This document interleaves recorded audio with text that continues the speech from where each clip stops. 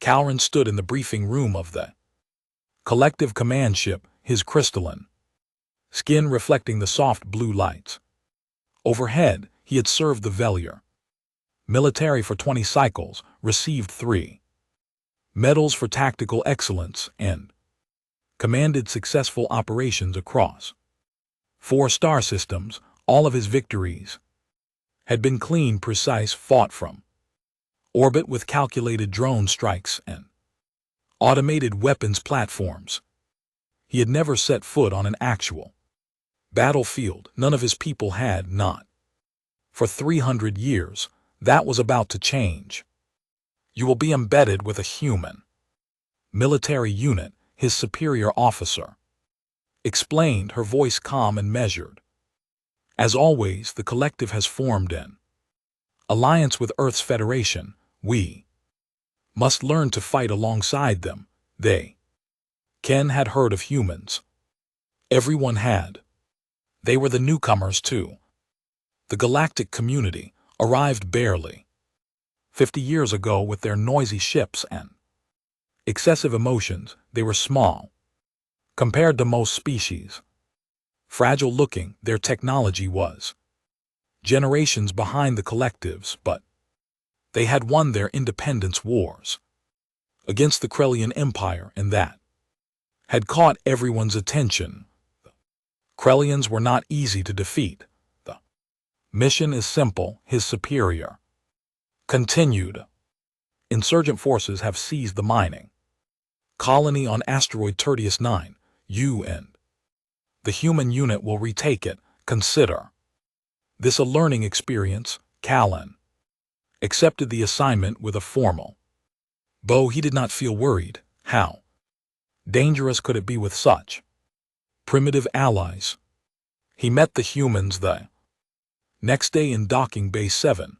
Callan arrived early as was proper and waited near the airlock. When the human transport ship connected, the door hissed open and 5 humans walked through. They were loud.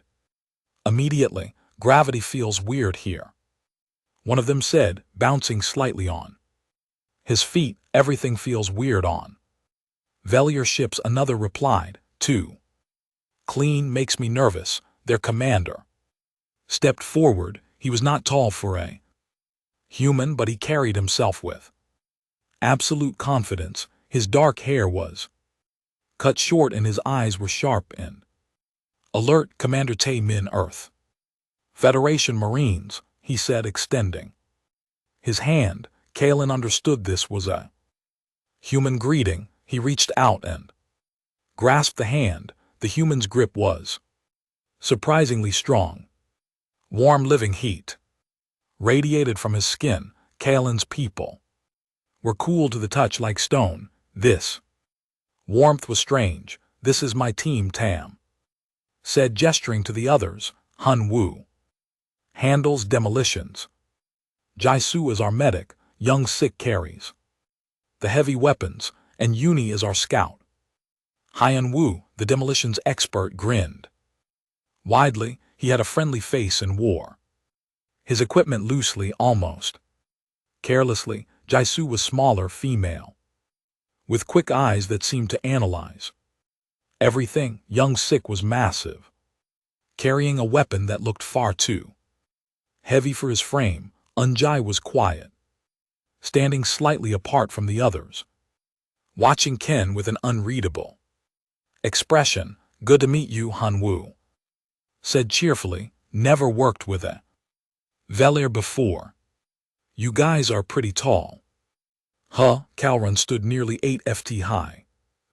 Tallest human barely reached his chest. Yes, he said simply. Don't worry. We in LT Unk and GT LL keep up, Tammin said with a slight smile. Let's go over the mission. They gathered around a holographic display. The asteroid colony was small, built into the rock itself, with tunnels and chambers carved out. Over decades, insurgent forces, approximately 60 strong, had killed the colonial administrator and taken control. 3 days ago, they had hostages. They had Demands the collective did not. Negotiate with insurgents, we drop here, Tammen said, pointing to a landing zone.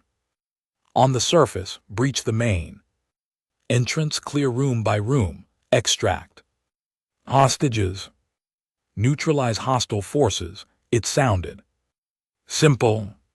Callan had overseen similar operations dozens of times, of course. He had always done so from the safety of a command ship directing drones and orbital strikes. This would be different. He would be on the ground. What about aerial support? Calren asked. No atmosphere, Young Six said, and the colony's tunnels are too tight for drones. This is boots on ground work.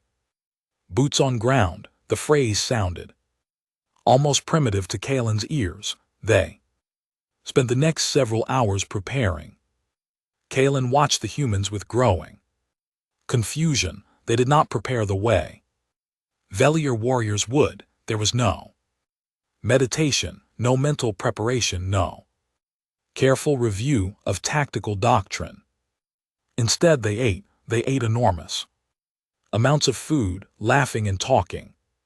Between bites, Hunwoo told jokes that made no sense to Qin. Jaisu performed maintenance on her medical equipment, while simultaneously eating and arguing with Yang Sik about something called football. Anjai sat apart, methodically checking and rechecking her weapons, but even she smiled occasionally at the others. Banter. Then Kalen saw something that made him pause. Hyen Wu had spread out several explosive charges on a table and was assembling them with casual ease. His hands moved quickly, connecting wires and setting timers. He was humming, actually humming a tune, while handling enough explosives to destroy a small building. Is that safe? Qin asked. Hyen Wu looked up, grinned. Probably. I've only blown myself up twice and I got better both times. He said it like a joke. Jaisu threw a piece of food at him. Don't scare our new friend. But Kalen was not scared.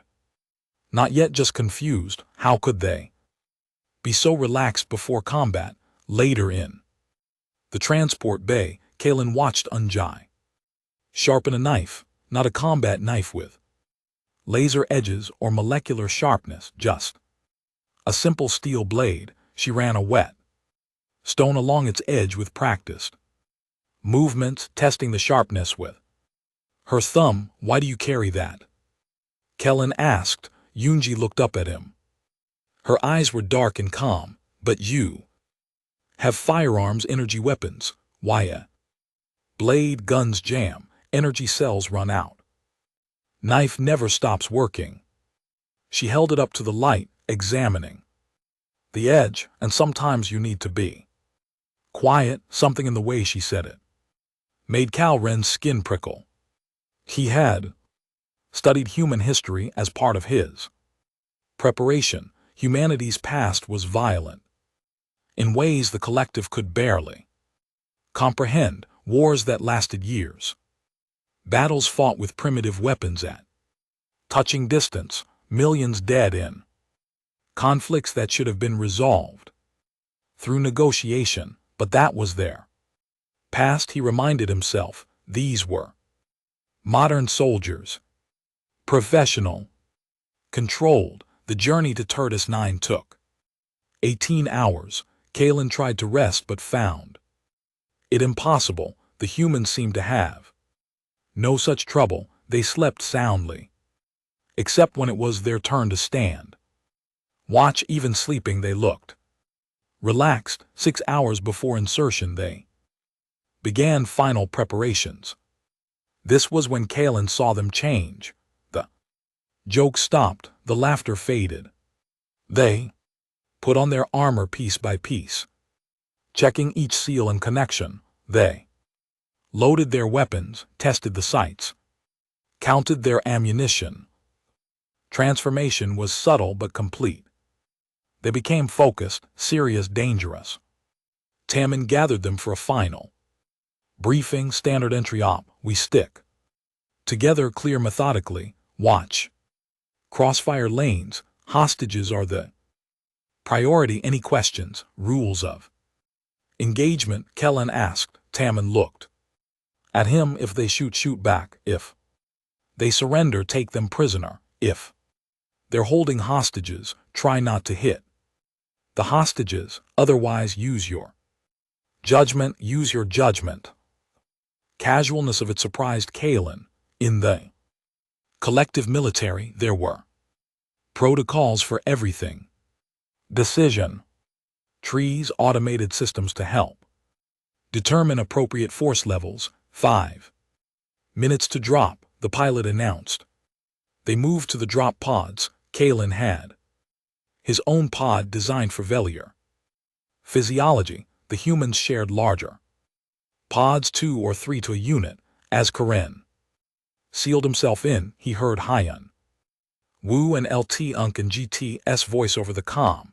Anyone want to bet on who gets shot first? You. Jisoo said immediately. You always get shot first. That's because I'm so handsome. The enemy can't help but aim at me. They were joking moments before dropping into combat. They were joking. The pod shook as it launched. Kalran felt the acceleration, then the weightlessness of space, then the hard burn as he descended toward the asteroid. His pod systems were smooth, controlled, compensating for every vibration. Over the comm, he heard the humans whooping and shouting like they were on an amusement ride. The asteroid surface rushed up to meet him, his pods anti-gravity systems engaged, setting him down gently on the rocky ground. He stepped out, checking his weapon, scanning the area. Beside him, the human pods crashed into the surface like meteors, kicking up dust and debris. Humans emerged quickly, efficiently, weapons ready. Tammin's voice was calm. In his ear, form up. Yoonji, take point.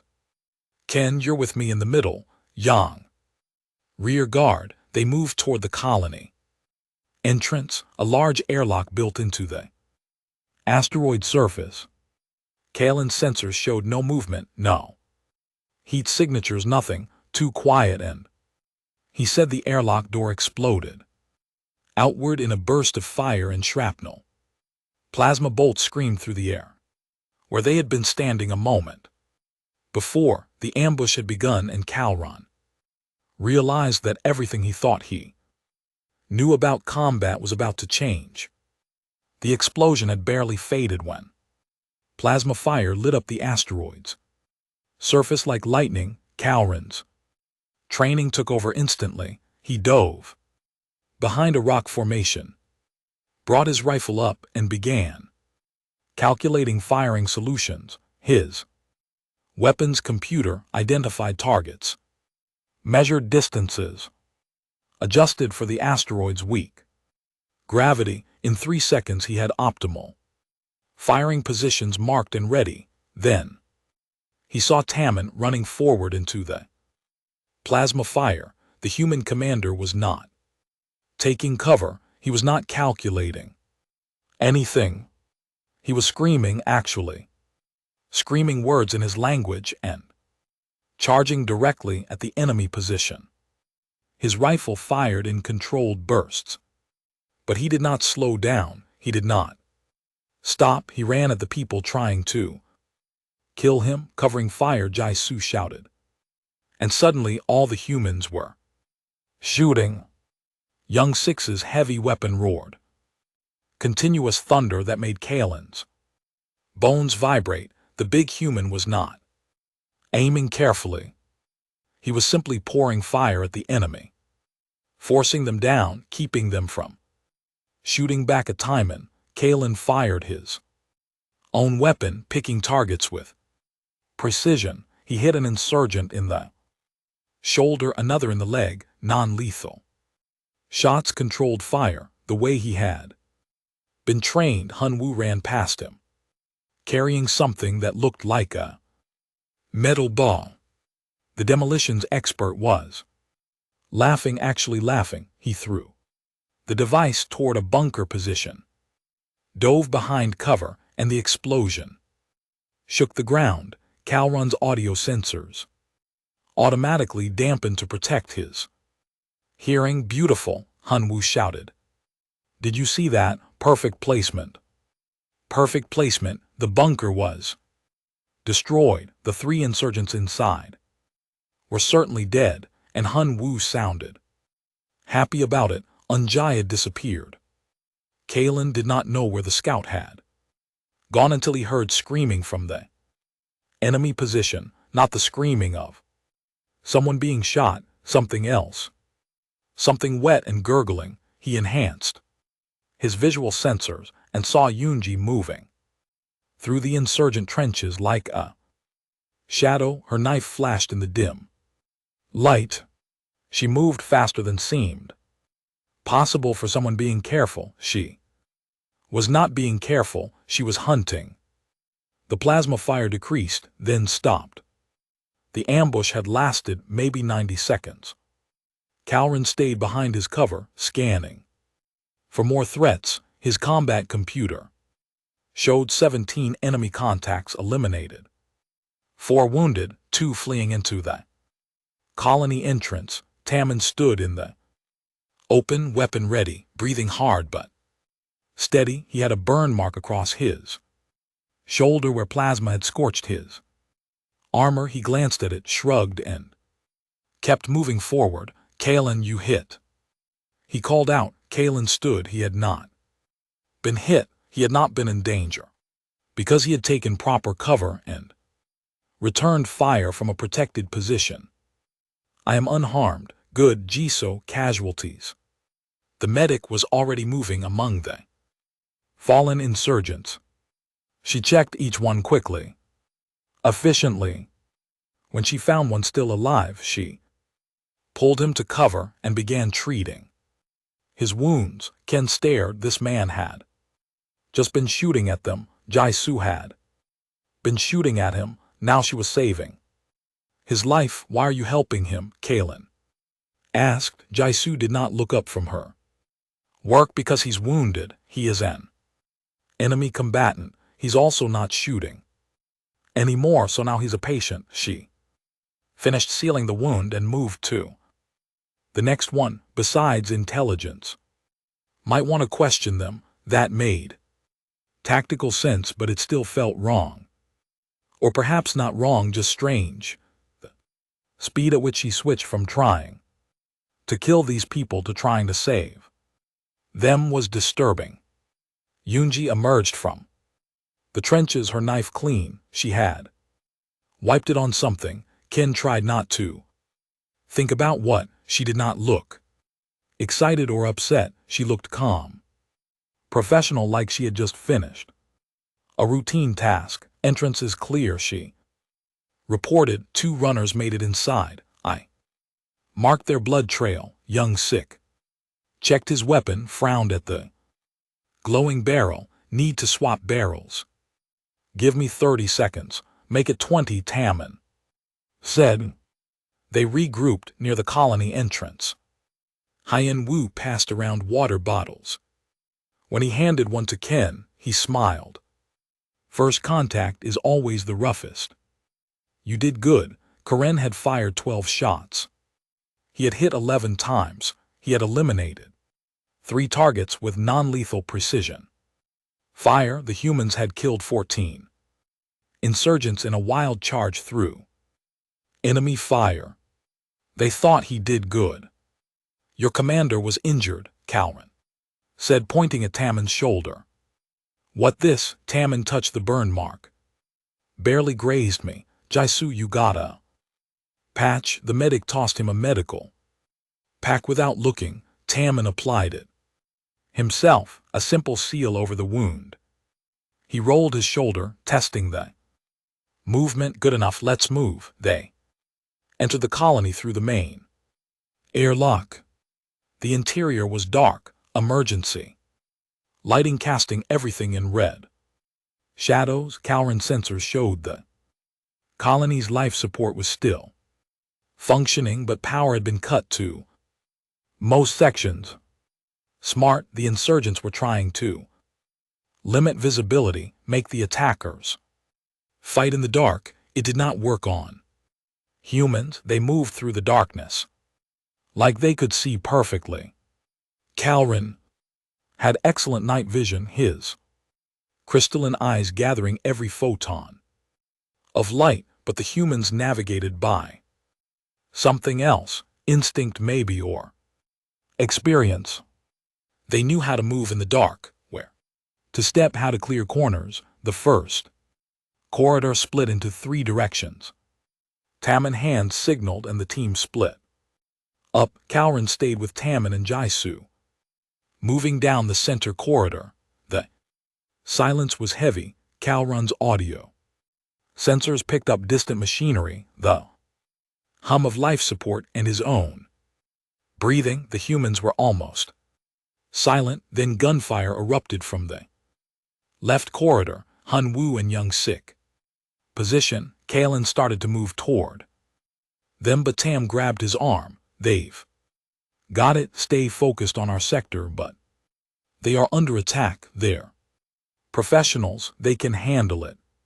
Tammen moved forward, weapon ready. The gunfire stopped. Young Sik's voice came over the comm, slightly breathless. Contact neutralized. Found 6 hostages. Looks like minors. They're scared but alive. Secure them and hold position. Tammen ordered. We're continuing sweep. Calran forced himself to keep moving. In the collective, military units did not separate. They stayed together, supported each other with overlapping fields of fire. But these humans split up, trusted each other to handle their own fights. It felt wrong, dangerous. They found the colony's central hub, a large open area with corridors leading off in 8 directions. Tammen studied it, then shook his head. Killbox. They want us to enter, then hit us from all sides. We should wait for the others. Ken said, combine our force. No time. Hostages are scattered throughout the colony. Every minute we wait, the insurgents might execute them. Tammen looked at Jaisu. Smoke. The medic pulled 3 grenades from her belt, armed them and threw them into the hub. White smoke billowed out, filling the space. Calran's visual sensors compensated automatically, filtering through the smoke, but it would blind the insurgents, at least for a moment. Move. Tammen rushed into the smoke. Calran followed, every instinct screaming that this was a terrible idea. They were running into an obvious trap. The smoke would not hide them for long. They would be surrounded. Plasma fire erupted from 3 corridors simultaneously. The insurgents had been waiting, just as Tammen predicted, but the smoke confused their aim. Bolts went wide, hitting walls and ceiling. Tammen was already moving, not away from the fire, but toward it. He reached the nearest corridor entrance and fired around the corner, forcing the shooters back. Jaisu threw something that exploded with a brilliant flash and a sound like a thunderclap. Calran's sensors overloaded for a moment, his vision going white. When it cleared, Jaisu was running into another corridor, firing her sidearm. In her other hand, she carried her medical scanner, somehow tracking both enemies and wounded. Simultaneously, Calran found himself alone in the hub, smoke clearing, plasma fire coming from multiple directions. His training said to retreat, find cover, wait for support. But the humans were already deep in the enemy positions, fighting in close quarters, where Calran's careful marksmanship meant nothing. He made a choice. He ran toward the nearest gunfire. The corridor was narrow, barely wide enough. For his frame, an insurgent appeared. Weapon raised, Kin shot him center mass. A clean kill shot, the man dropped. Another insurgent came from a side room. Kalen turned, fired, hit him in the chest. The speed surprised him. He was not calculating anymore. He was just reacting. He found Tae Min in a small room that looked like it had been crew quarters. The human commander was pinned down behind an overturned bed. 3 insurgents firing from behind furniture. Taemin saw Kalen and pointed at the left side of the room. Kalran understood. He moved to provide crossfire, forcing the insurgents to choose which threat to face. They chose wrong. Kalen dropped one. Taemin got the other two. The room went quiet. Thanks, Tam said. Breathing hard, blood ran down his arm. From a new wound, getting tired of being shot at. You are injured again. Yeah. Well, Taemin checked his ammunition. Reloaded. Happens. They cleared 4 more rooms, found 8 hostages cowering in a sealed storage area. All minors, terrified but alive. Jai-Soo appeared from another corridor, escorting 6 more hostages and a wounded insurgent she had somehow captured alive. Yoonji and LT Unk and GT's voice crackled over the comm. Found something. You need to see this. They regrouped at a set of stairs leading deeper into the colony. The lower levels were supposed to be empty, just storage and old mining tunnels, but Yoonji's scanner showed movement, lots of movement, main forces down there, she said, maybe 40 contacts. And I'm picking up more hostages. Then that's where we go, Tin said simply. Ken stared at him. 40 insurgents. There are 5 of us, 6 if you count yourself. Hyun-woo said cheerfully. He had appeared from another corridor, somehow completely uninjured despite having been in the heaviest fighting. The odds are not favorable, Young Sik grunted. Odds are never favorable. That's why they're the other guys and we're us. They started down the stairs into the darkness. Ken followed, his mind struggling to process what he had witnessed. The humans had been shot, wounded, bled. They had fought in chaotic close quarters against superior numbers, and they were going back for more, not because they had to, because hostages were still in danger. As they descended into the deepening shadows, Kalen realized something that made his crystalline skin feel cold. The humans were not afraid. They were not even particularly angry. This was just another day for them, and somehow that was the most terrifying thing of all. The stairs descended into darkness that even Kalran's enhanced vision struggled to penetrate. The lower mining levels had been abandoned for years, Taemin explained. Too dangerous to work in, too unstable. The insurgents had chosen this place deliberately. If the colony forces tried to assault them, they could collapse the tunnels and kill everyone. How do we proceed without causing a collapse? Kalen asked. Carefully, Hyun-woo said. He was studying his scanner, marking structural weak points. See these support beams, old but still holding. We avoid shooting near them, avoid explosives, and maybe we don't all die in a cave-in. Maybe, Ken repeated. I said maybe, didn't promise anything. They reached the bottom of the stairs and entered what had once been the main mining level. Ancient equipment sat rusting in the shadows, conveyor belts, drilling machines, or processors. The air smelled of dust and old metal. Emergency lights flickered weakly, casting everything in a sickly yellow glow. Spread out, Taemin ordered. Pairs stay in calm range, watch for traps. Kalen found himself paired with Unjai. The scout moved ahead, her footsteps absolutely silent despite the debris on the ground. Kalen tried to move quietly, but his size made it difficult. Every step seemed loud in the oppressive silence. They navigated through a maze of machinery and support columns. Kalen's sensors picked up heat signatures ahead, multiple contacts. He signaled Unjai, who nodded and vanished into the shadows. One moment she was beside him, the next she was gone. Kalen waited, weapon ready. He heard nothing for almost a full minute, then a brief scuffle, a muffled sound in silence. Again, Unjai reappeared, wiping her knife on her pant leg. 2 guards, she said.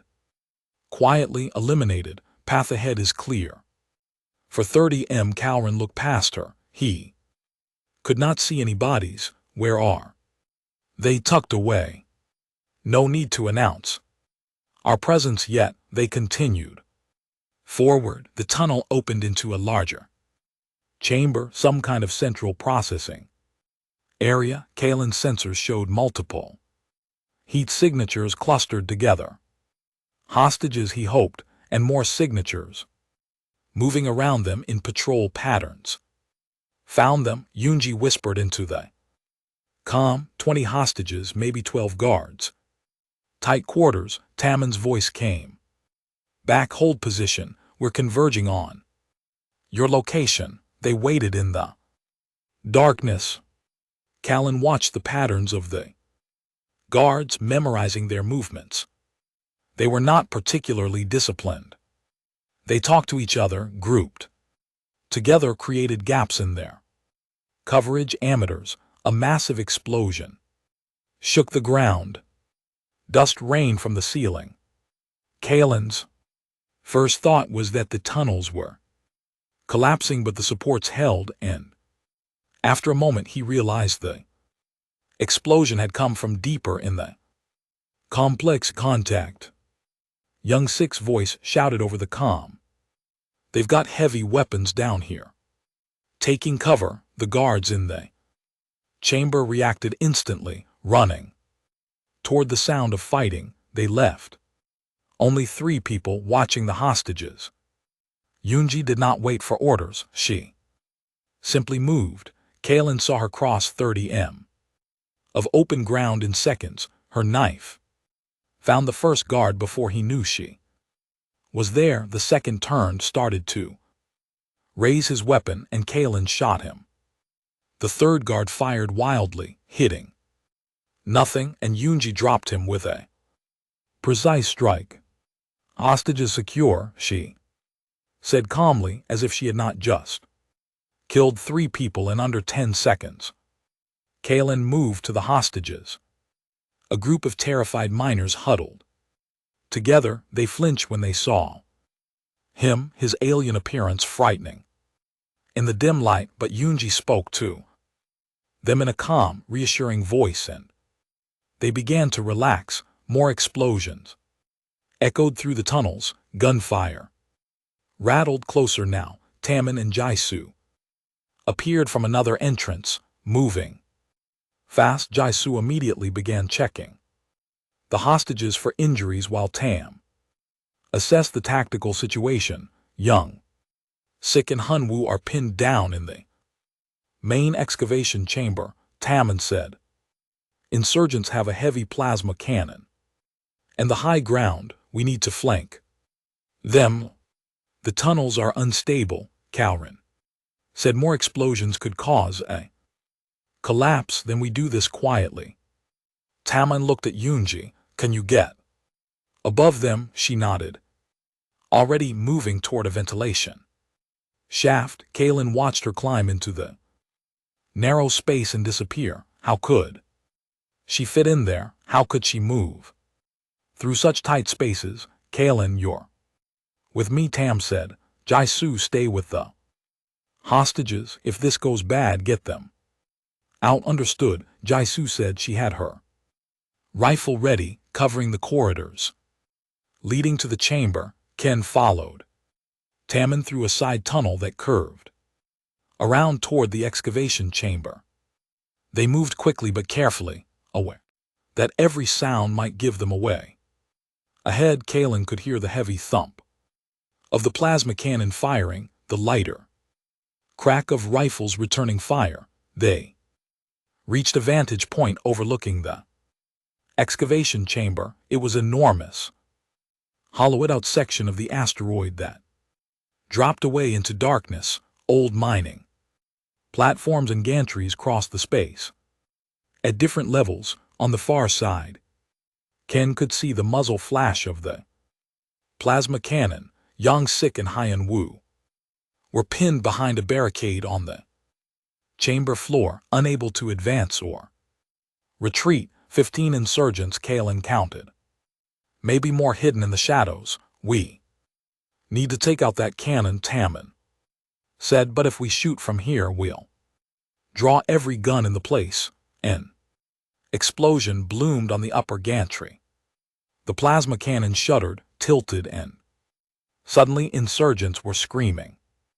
Yunji had reached them somehow, planted explosives, and disappeared again before they could react. The cannon toppled off its platform and crashed to the chamber floor. Now they opened fire from their position. Kalen picked his targets with precision, dropping insurgents with careful shots. Tae-min fired in controlled bursts, suppressing the enemy positions below. Yang Sik surged forward with his heavy weapon roaring, Haiyan Wu right behind him. The insurgents tried to regroup, but they were caught in a crossfire with enemies on three sides. Some tried to surrender, others fought to the end. It was over in less than a minute. Silence fell over the chamber. Kalrun's audio sensors picked up only the sound of breathing, the creak of damaged metal, and the drip of something he tried not to identify. Clear, Yang Sik called out. They regrouped on the chamber floor. Yang Sik had taken a hit to his side. Plasma burned through his armor. Blood seeped from the wound. He pressed a hand against it, grimaced but stayed standing. How bad? Jaisu asked, appearing from the tunnel with the hostages. Had worse, Yang Sik said. That's not an answer. She pushed his hand away and examined the wound. Her face went tight. You need medical attention, real medical attention, not field patches. After we're done, Yang Sik, after we are done, he said it calmly but firmly. Still have hostages unaccounted for. Still have insurgent leadership somewhere down here.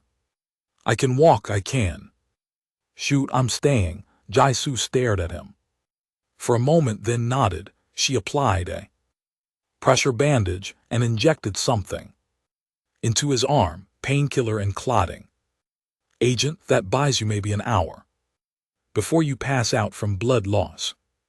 Then I've got an hour. Kellen could not understand it. The injury was serious. Yang Sik should evacuate, receive proper treatment. Instead, he was choosing to stay and fight while wounded, and the others accepted this as normal. Yunji dropped from somewhere above, landing lightly, found the command center, deeper in past more tunnels. I counted 8 contacts, including someone who's giving orders. Probably their leader. How many hostages? Tammin asked. At least 5. They're using them as shields. Tammin was silent for a moment. Kalen could see him thinking, weighing options. In the collective military, they would negotiate, use time to their advantage. Perhaps deploy specialized negotiators. We go in fast, Tam decided, before they know we've cleared the rest of the complex. Surprise is our advantage. The hostages, Kalen began, are why we're going in fast. The longer the insurgents have to think, the more likely they do something desperate. Tammin checked his Weapon Haiyan-Wu, you've been quiet. What are you thinking? The demolitions expert had been studying his scanner, thinking about the tunnels, the ones leading to their command center, their narrow, old, weak structural integrity. Meaning if I set charges correctly, I could drop the ceiling behind them, seal their escape routes, force them to surrender or die. Do it, Tam said. Immediately, Haiyan-Wu grinned and pulled out his explosive charges. He worked quickly, his hands steady despite the danger. Kalen watched him place each charge with care, connecting them with wireless triggers. The human was planting explosives that could kill all of them if miscalculated. And he was smiling. They moved toward the command center, following Yunji and LT Unk and GT's scouting path. The tunnel grew narrower, forcing them to move single file. Young Sik brought up the rear, one hand still pressed against his wounded side. Kaorin could smell blood. Human blood had a distinct copper smell that made his senses sharpen. The tunnel opened into what had been a supervisor's office, carved into the rock and reinforced with metal plating. Through a window, Kalen could see 5 hostages on their knees, hands bound. 8 insurgents stood around them, weapons ready. One man, older and wearing better armor, was clearly in command. He was talking into a communicator, angry and frustrated. They've lost contact with their forces. Yunji whispered, they know something's wrong. Stack up, Taman ordered softly. I'll breach. Yunji and Ken go left, I go right. Young Sik and Haiyan-Wu cover the hostages. Nobody shoots toward the hostages unless you have a clear shot. Everyone understand? They nodded. K positioned himself, heart pounding in a way it never had during orbital operations. This was different. He could see the hostages' faces, could see the fear in their eyes. If this went wrong, people would die right in front of him. On 3, Taman said. 1, 2, 3. He kicked the door open and chaos erupted. Kaorin moved on instinct, his rifle finding targets. An insurgent turned toward him, weapon rising. Kaorin fired, dropped him. Another insurgent fired wildly. Kalen shot him in the leg, a controlled shot that took him down without killing. Beside him, Yunji moved like water, flowing between obstacles. Her knife found one insurgent, her sidearm dropped another. Taman was shouting commands, his rifle barking. Young Sik's heavy weapon stayed silent because the hostages were too close.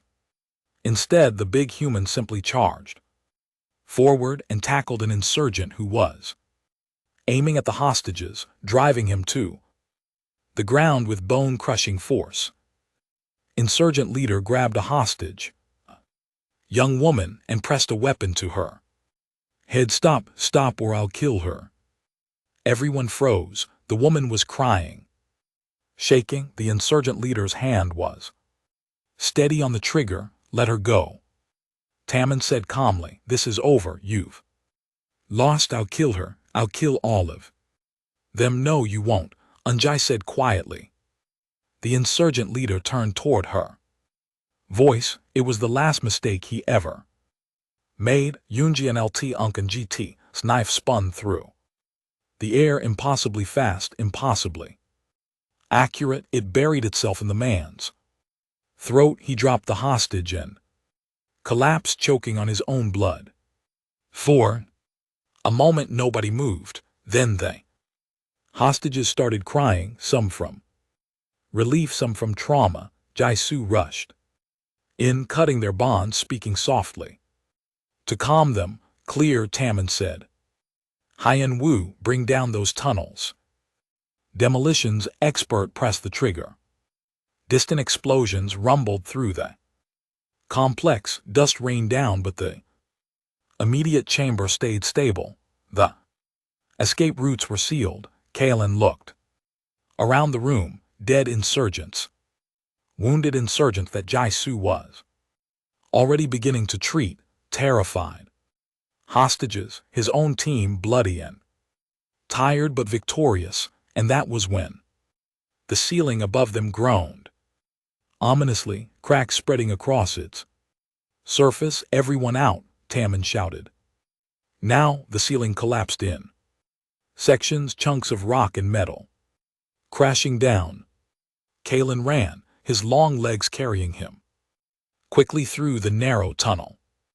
Behind him, he heard the humans shouting to each other, coordinating their evacuation.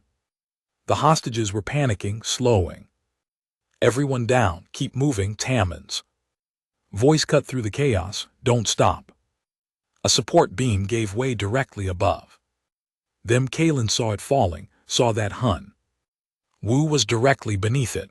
The demolitions expert looked up, his eyes going wide. He would not make it in time. Yang Sik slammed into Hyun Wu from the side, driving him out of the path. The beam crashed down exactly where Hyun Wu had been standing, but it caught Yang Sik's leg, pinning him to the ground. The big human screamed. It was the first time Kalen had heard any of them scream in pain. The sound was terrible, raw, and agonized. No. Jaisu turned back, fighting against the flow of fleeing hostages. Keep them moving, Tammin shouted at Yoonji, then ran back toward Yang Sik. Kalen did not think. He simply moved. He reached Yang Sik and grabbed the beam, lifting with all his strength. The Velier were stronger than humans, their crystalline musculature able to bear immense loads.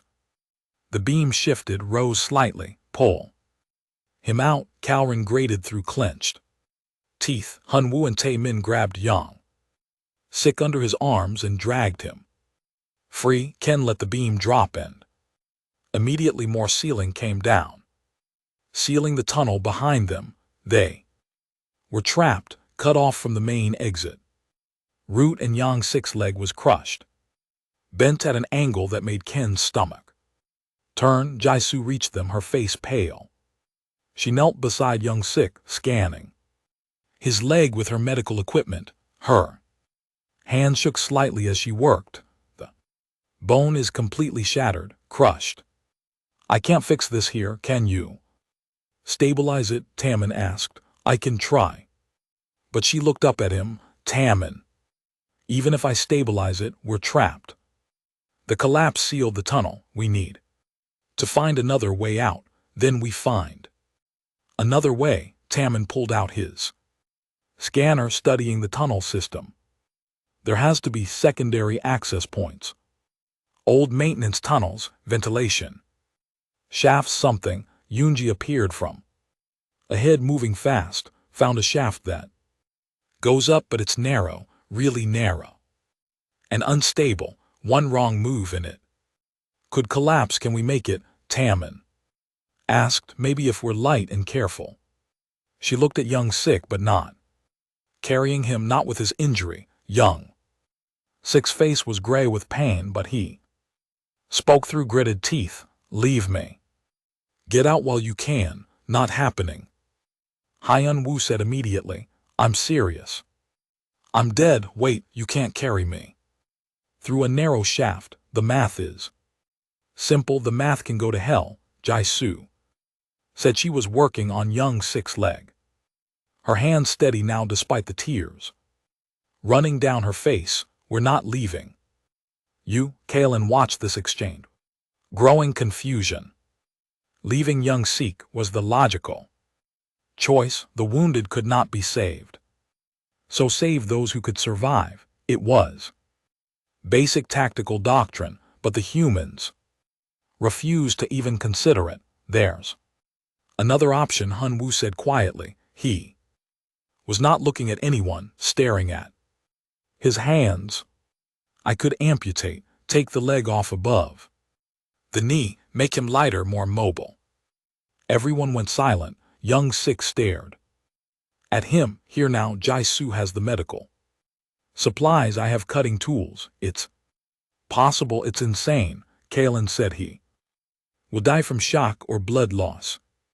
Maybe, Jai-Su said. She was still working, applying clotting foam and pressure bandages.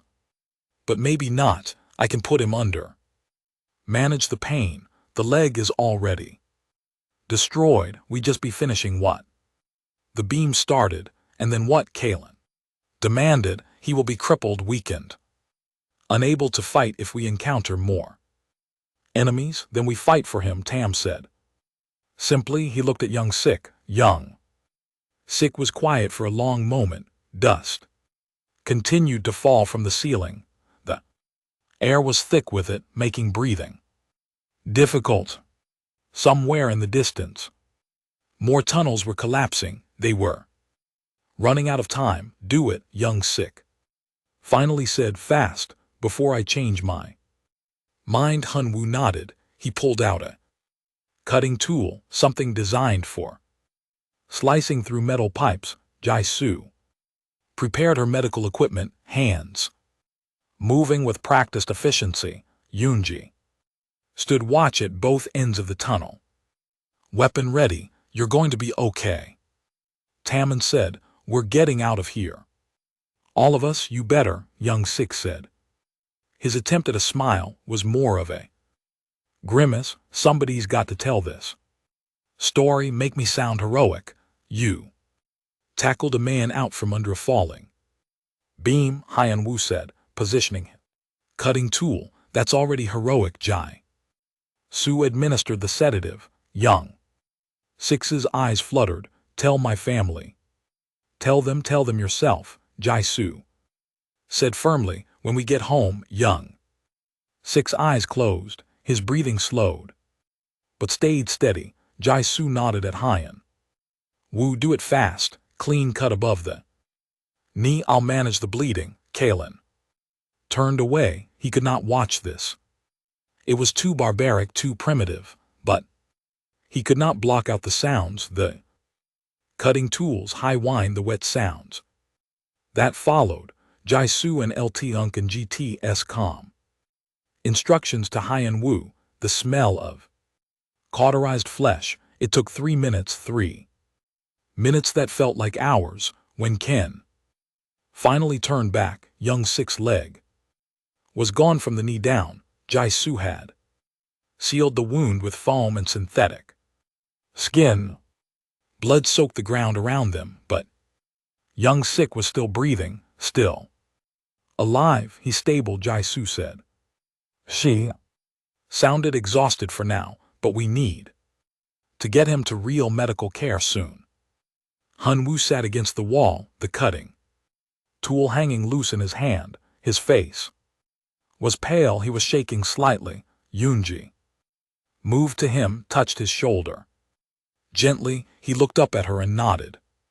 No words, just acknowledgement that what he had done was terrible but necessary. Can you carry him, Tammin asked Ken. Kalen looked at the unconscious human without the lower leg. Young Sik was lighter but still a substantial weight. Yes, I can carry him. Then let's move. Unjai lead the way. They made their way through the tunnels following Yoonji and LT Unk and GT's scouting. The shaft she had found was indeed narrow, barely wide enough for Kalen's shoulders. It angled upward at a steep incline, the walls rough and unstable. Every step sent small rocks tumbling down. Kalen carried Young Sik on his back, the human's weight distributed across his shoulders. Jai-Su climbed ahead of them, her medical pack ready in case Young Sik's condition changed. Tammin and Hyun-woo brought up the rear, weapons ready. The climb was brutal. Kalen's legs burned with effort. His lungs struggled in the thin, dust-filled air. But he did not stop. He thought about Young Sik tackling Hyen Wu to safety. Thought about the human's words, leave. Me, get out while you can. Willingness to sacrifice himself for. Others, halfway up the shaft, the walls began to crack. Kalen felt the rock shifting beneath his feet, faster. Unjai called from above, it's going to collapse. They scrambled upward as the shaft disintegrated behind them. Kalen's feet slipped on loose rocks. He caught himself, kept climbing. Young Sik groaned on his back, consciousness returning at the worst possible moment. What, where? Young Sik's voice was slurred from the sedatives. Stay still, Jaisu shouted, don't move. But Young Sik was a soldier, even drugged, even wounded. His instincts kicked in. He tried to help, tried to climb. His movement shifted, his weight threw off Kalen's balance. They both started to fall. Taemin grabbed Kalen and LT Unk and GT's arm, steadying him. Hun Wu grabbed the other arm. Together they held Kalen in place while he regained his footing. I've got you, Tam said, keep climbing. They reached the top of the shaft just as it completely collapsed behind them. They emerged into an old storage area, dusty and forgotten but blessedly stable. Kalen set Young Sik down carefully. The human's eyes were open now, awareness returning. Did we make it? Young Sik asked. We made it, Jaisu said. She was checking his vitals, her relief obvious. You're okay. Well, not okay, but alive. Young Sik looked down at where his leg used to be. His face went through several emotions too quickly for Ken to identify. Then he laughed, actually. Laughed. Always wanted a cool prosthetic. Now I've got an excuse. You're insane, Unjai said, but she was smiling. Insanely awesome, Hyen Wu corrected. He sat down hard, the adrenaline clearly wearing off. We need to get out of this rock before it all comes down. They made their way through the storage area to an emergency exit tunnel. It led to the surface, to the asteroid's airless exterior. They sealed their helmets and stepped out into the starlight. The colony's surface was scarred from the fighting. The human drop pods still sat where they had crashed down, now covered in dust. Ken activated his emergency beacon. Within minutes, shuttles appeared, sent from the collective command ship. Medics rushed to Young Sik first, transferring him to a proper medical pod. Jaisu went with him, refusing to leave his side. The others allowed themselves to be treated, their various wounds finally receiving attention. Kalen sat on a rock outcropping, watching the stars. His body ached, his mind felt strange, disconnected. He had been in combat for less than 6 hours, but it felt like a lifetime. Taemin sat beside him. Human commander's armor was scorched and dented, blood stained his uniform, but he was smiling slightly. You did well, Taemin said. Really well. I did nothing special. You carried Young Sik out of there, saved his life. Young Sik saved Hyen Wu first. All I did was lift a beam. That's not all you did. You chose to stay. You chose to fight with us instead of following the safe tactical option. Taemin looked at him. That takes courage. Kalen thought about this. Is it courage, or is it what you do to us? Quote, what do you mean? Your species. You humans, you fight in ways that make no sense. You take wounds and keep fighting. You refuse to leave anyone behind, even when logic says you should. You laugh while dying. You cry while killing. Kalen's voice shook slightly. You make everyone around you become like you. Tam was quiet for a moment. Then he said, is that a bad thing? Kalran did not know how to answer. He watched the Medics load Young Sik into the shuttle. The human was awake talking to the medical team, probably telling jokes. He had lost his leg but was already thinking about prosthetics. I do not know, Calren finally said. I thought I understood combat. I thought I understood war, but I understood nothing. You showed me something today. Something terrible. 45, Kalen 45, and what was that? That war is not clean. Not distant, not tactical. Kalen looked at his hands. They were shaking. War is personal, bloody, horrifying, and you humans embrace it completely. Tam stood, offered Kalen his hand. Come on, let's get you checked out. We can talk philosophy later. Ken took the hand and stood. As they walked toward the shuttles, he realized something that chilled him more than anything else that day. The humans had not changed during the battle. They had simply shown him who they really were, and he was not sure he could ever unsee it. 3 days later, Calren stood in the medical bay of the collective command ship. The room was quiet, sterile, perfect. Everything was white and silver, clean lines and soft lights. Nothing like the chaos of the mining colony, nothing like the blood and dust and screaming he had come to visit. Young Sik, he was not sure why. The humans were being transferred back to their own ship tomorrow. Kalen would return to his regular duties. The mission was over. There was no tactical reason to be here, but he came anyway. Young Sik was in a recovery pod, his body suspended in healing gel. The lower part of his right leg was gone, replaced by a temporary prosthetic that looked crude compared to collective technology. But Young Sik did not seem bothered. He was awake, talking with Jaisu, who sat beside the pod reading something on a data pad. They looked up when Kalen entered. Jaisu smiled. Look who came to visit. Hey, big guy, Young Sik said. His voice was strong, clear, no sign of the trauma he had experienced. Come to see my new leg. Calren approached slowly. How are you feeling? Like I got crushed by a beam and had my leg cut off with a pipe cutter. Young Sik grinned. So you know, not great but alive. The doctors say he is healing well. Jaisu added, he will be fitted with a proper prosthetic when we return to Earth. Full mobility restored within 2 months. 2 months, Kalen repeated, and then you will return to combat. Of course, why wouldn't I? Ken had no answer to that.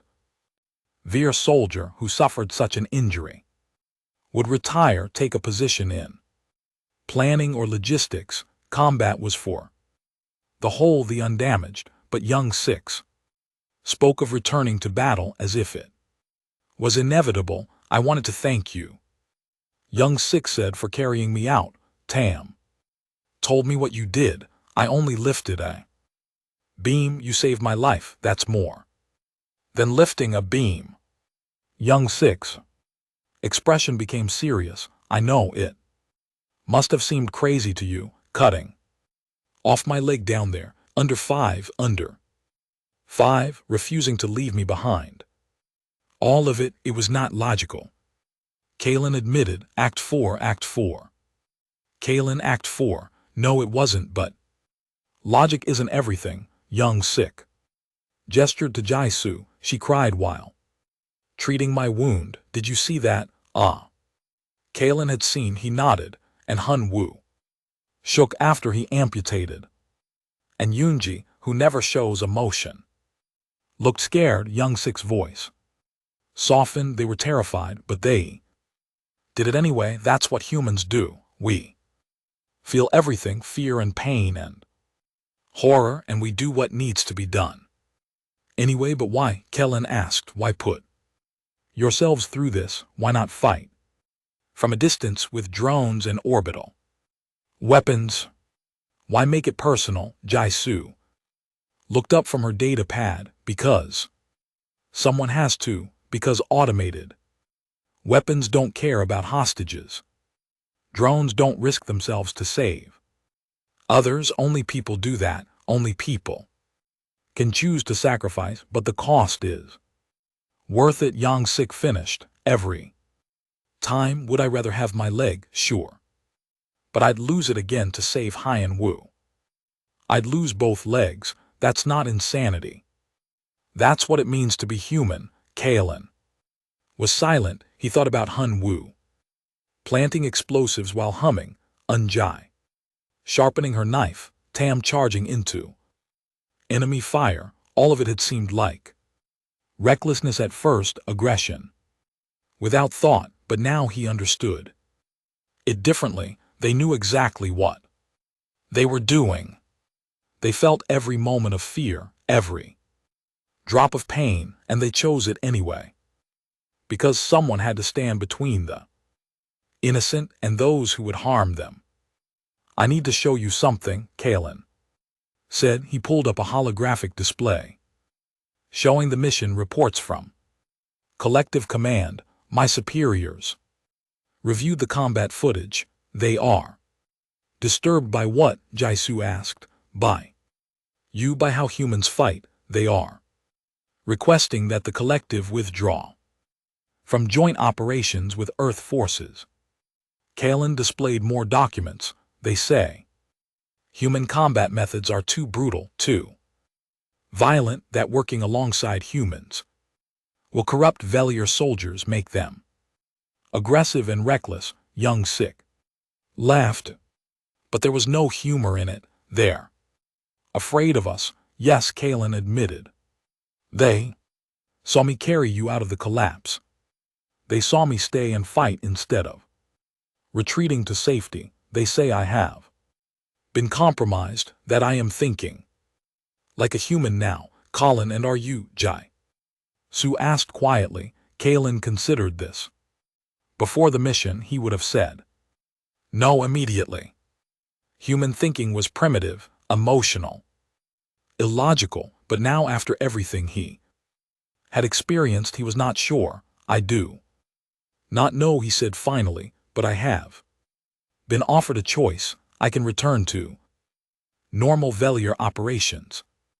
Or he paused, or I can request permanent assignment to human units. What did you decide? Young Sik asked. I have not decided yet.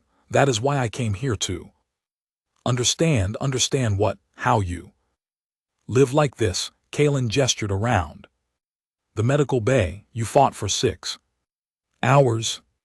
You were wounded, traumatized. Saw friends hurt. Young Sik, you lost a leg, and yet you are already planning to return to combat. How do you bear it? Young Sik and Jai-Su exchanged glances. Then Jai-Su spoke. Would you like to meet the others? They are gathering in the observation deck one last time before we transfer. Kalen followed them. Young Sik transferred to a mobile medical platform that allowed him to move. Despite his injury, they took a lift to the observation deck, a large room with windows showing the stars beyond. The other humans were there. Tam stood by the window, arms crossed, looking out at the distant sun. Haiyan Wu sat at a table, cleaning his weapons with meticulous care. Yunji was doing stretches, keeping her body limber and ready. They all looked up when Kren entered. Han Wu grinned. The hero returns. Come sit. We're an LT Uncan GT having a memorial. A memorial? Kalen asked. For the leg, Haiyan Wu said. Then he burst out laughing. Sorry, Young Sik told me to say that. No, we're just talking.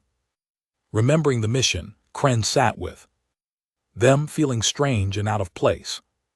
But the humans made space for him, naturally including him in their circle. Kalen has questions, Jai-Su said. About how we do this, about why we fight the way we do. Tammin turned from the window. What specifically do you want to know? Everything, Kalen said. Your species evolved on a dangerous world. Yes, you were prey before you were predators. Actually, we were never really prey, Tammin said. We were persistent hunters. We chased animals until they collapsed from exhaustion. We didn't have claws or fangs or armor. We just had endurance. We kept going when everything else gave up. That is why you do not stop, Kalen said, understanding dawning. Even when wounded, even when logic says to retreat, your instinct is to persist. Partly, Yunji said. She had stopped stretching and was listening intently. But it's more than instinct, it's choice. Humans are unique because we can override our instincts. We can be terrified and still move forward. We can be in agony and still fight. You make it sound noble, Colin said, but I saw the violence, the brutality. Unjai, I saw you in those trenches. She nodded, unflinching.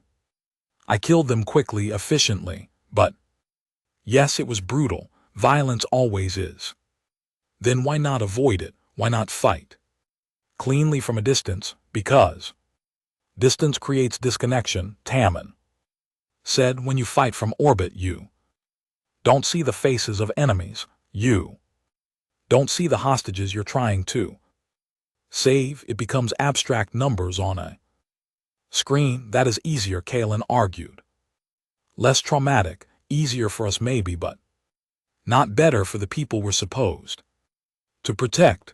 Tae Min sat down across from Ken. If I press a button and a drone kills someone, I don't have to think about whether it was necessary, whether there was, but if I'm there, if I'm looking them in the eye, I have to make that choice every single time. That's harder, but it's more honest. It is also more dangerous for you. Yes, but that's the point. If we're not willing to risk ourselves, why should anyone else be willing to die for our decisions? Ken thought about this. In Velier society, commanders stayed safe precisely because they were valuable. Soldiers were replaceable. Commanders were not, but humans seemed to believe the opposite. Leaders fought alongside their troops, shared the danger. I watched Jaisu save an enemy combatant, Kalen said. Someone who had been shooting at us. Why? Jaisu smiled softly. Because once he stopped fighting, he stopped being an enemy. He became a patient. That's what medics do. We don't pick and choose based on sides. We heal whoever needs healing, even if it risks your life. Even then, that's the oath I took. Hyen Wu set down the weapon he was cleaning. You know what I think? The real difference is you tried to evolve past violence. You made it clean and distant so you wouldn't have to feel it. But humans, we accepted that violence is part of us. We can't evolve past it. So we learned to control it, to channel it, and that is supposed to be better. Kron asked, maybe not better, but more honest. Hyen Wu looked at his hands. I'm good at destroying things, really good. I could have been a builder, an engineer, creating instead of demolishing. But I chose this because someone needs to fight. Someone needs to be willing to use violence to stop worse violence. Does it bother you, the killing every time? Hyen Wu said quietly. Every single time, but I'd be more bothered if I did nothing and innocents died because of it. That's the horror, isn't it? Yang Six said from his medical platform. Not that we can kill, but that we have to choose to kill, knowing what it costs us. Ken finally understood. The horror was not the humans' capacity for violence, it was their capacity to feel that violence, be traumatized by it, and still choose it when necessary. They did not become numb to killing. They felt it fully and did it anyway. My people think you are corrupting me. Kalen said, what do you think? Tammin asked. I think I carried young Seek out of that collapse, not because of tactics or logic. I carried him because leaving him felt wrong. I felt it. Emotion, not calculation.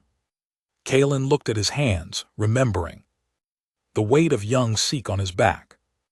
Before this mission, I would have made the logical choice. Now I do not know if I can. Welcome to being human, Hun. Wu said with a gentle smile. It's terrible and wonderful at the same time. So what will you do? Jaisu asked. Will you stay with Velier forces or request assignment with us? Kalen was quiet for a long moment. Outside the window, stars turned slowly. Somewhere out there, other conflicts waited, other people who needed protecting, other choices between safety and sacrifice. I will request permanent assignment, he finally said to human units. The humans did not cheer or celebrate, they simply nodded, accepting his choice with quiet understanding. It won't be easy, Tammin warned. You'll see more fighting, more horror, more situations where the right choice is also the hardest choice. I know, Kellen said. That is exactly why I must do it. Because I finally understand what real honor is. And what is that? Yunji asked. Real honor is not fighting cleanly from a distance. It is standing next to those you fight with, bleeding when they bleed, carrying them when they fall. Kalrin looked at each of them. You humans taught me that in combat. Next to you, I experienced real horror, but I also experienced real courage, real loyalty, real sacrifice. The horror is always there, Young said seriously. It never goes away. Every mission, every fight, it's terrifying. We just learn to carry it, then I will learn to carry it too, Ken said. They sat together in silence for a while, watching the stars. Kalen thought about the mining colony, about the collapsed tunnels and the desperate fight. He thought about Hun, Wu and LT Unk and GT's shaking hands after the amputation. Jaisu and LT Unk and GT's tears while treating wounds. Unjai and LT Unk and GT's fear carefully hidden. Tammin's determination despite his injuries. Young Six laughter in the face of catastrophic loss. These humans were not fearless. They were not invincible. They were fragile, easily hurt, prone to trauma and doubt, but they were also the bravest beings he had ever known. Because they felt everything, feared everything, and still stood there. Ground. There is one thing I still do not understand, Kalen said finally. What's that? Tammin asked. How do you sleep at night after everything you have seen and done? The humans exchanged glances. Then Hun Wu said, honestly, sometimes we don't. Sometimes the nightmares come. Sometimes we wake up screaming, but we have each other. We talk about it. We process it together, and eventually we sleep again because we know we did the right thing, Jaisu added. Even when it was hard, even when it cost us, we saved people. That matters. We're not perfect. Tammin said, we make mistakes, we carry scars, physical and mental, but we keep going because the alternative is worse. The alternative is letting evil win. Because we were too afraid to fight it. Kalrin understood now. The horror was not something humans inflicted on others, it was something they carried themselves, a burden they chose willingly so that others would not have to. When I write my report, Collins said, I will tell my superiors that yes, humans changed me. They made me Understand that some things are worth fighting for even when it is terrifying, even when it costs everything. And if they don't accept that, Yunji asked, then I will serve with humans anyway, because I would rather fight beside you and know real horror than fight alone and know nothing at all. Young Sik extended his hand from the medical platform. Ken took it, gripping firmly. The warmth of human skin, the strength despite injury, the unbreakable will. One by one, the others joined their hands, stacking together, a human ritual. Kalen realized a promise of unity. Welcome to the team, Tammin said quietly, and Kalen, for the first time since landing on that asteroid, felt something that was not fear or confusion or horror. He felt like he belonged. Outside the window, the stars shone cold and distant, but here in this room, surrounded by warriors who laughed and cried and bled and still kept fighting, Kalen felt warmth. The humans had shown him horror, but they had also shown him hope, and that he finally understood was the real revelation. Not that humans were monsters capable of terrible violence, but that they were also capable of terrible courage, terrible compassion, terrible love. They contain multitudes, light and dark, mercy and violence, fear and bravery. And they had taught him to carry those contradictions too, in combat next to humans. Kalen had experienced real horror, but he had also experienced what it meant to be truly alive, and he would not trade that for